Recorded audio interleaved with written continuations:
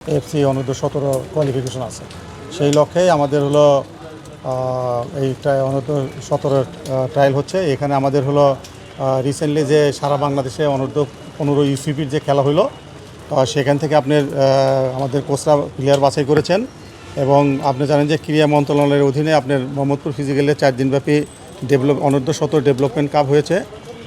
এবং আমাদের বাফুফের যে আপনার গত বছর একাডেমি কাপ হয়েছিল, সেখান থেকে আপনার প্লেয়ার বাছাই করেছে। সব মিলিয়ে আমাদের হলো 90 জন প্লেয়ার বাছাইকৃত প্লেয়ারদেরকে নিয়ে আমাদের 4 দিনব্যাপী আজকে একটা গ্রুপ আসছে দেখলেন। এই গ্রুপটা আজকে এবং কালকে ট্রায়াল আপনি অংশগ্রহণ করবে।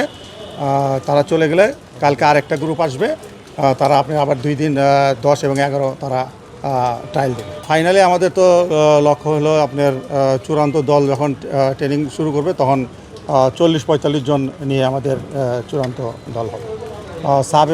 সাব হলো আপনার অক্টোবরে এবং এফসি হলো 9। বিকেএসপি তো অলরেডি ট্রায়াল আমরা সম্পূর্ণ করেছি। বিকেএসপির সারা বাংলাদেশের যে বিকেএসপি স্টুডেন্ট আছে তাদেরকে নিয়ে আমরা অলরেডি ট্রায়াল শেষ করেছি। প্রবাসী কোনো ফুটবলার ট্রায়ালে আছে কিনা বা আপনাদের অন্য কোনো ভাবনা না, এখানে নাই। যদি ওরকম পাওয়া যায়, আমাদের তো ফেডারেশন সবসময় যোগাযোগ করছে, যদি এরকম এলিজিবল কেউ থাকে অবশ্যই আমাদের এখানে অন্তর্ভুক্ত হবে। আর টিমের হেড কোচ হিসেবে কি আপনি দায়িত্ব পালন করবেন? এটা এখনও আপনার হয় না। আমি যেহেতু এলিট একাডেমির হেড, এই হিসাবে আমরা ট্রায়ালটা সম্পন্ন করতেছি।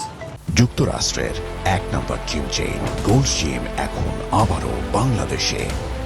বসুন্ধরা আবাসিক এলাকা ও বসুন্ধরা সিটি শপিং মলে।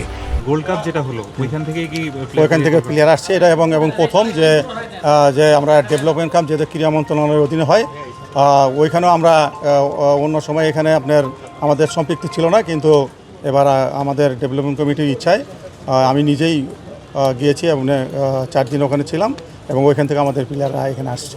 থাকা খাওয়ার আমাদের হলো, জানেন যে এলিট একাডেমি কমলাপুরে আমাদের এক আবাসিক ক্যাম্প, সেখানে প্লেয়ার আসছে কালকে থেকে তারা অবস্থান করবে।